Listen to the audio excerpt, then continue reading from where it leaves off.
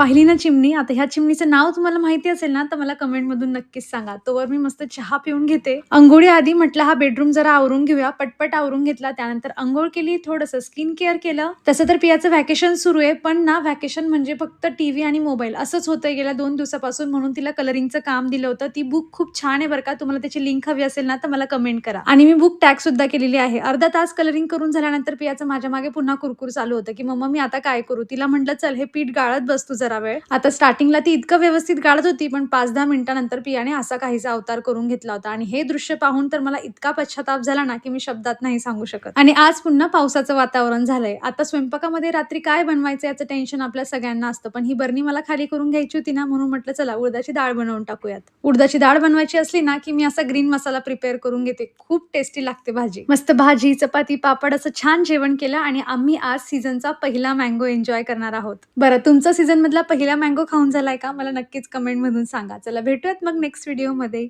Bye.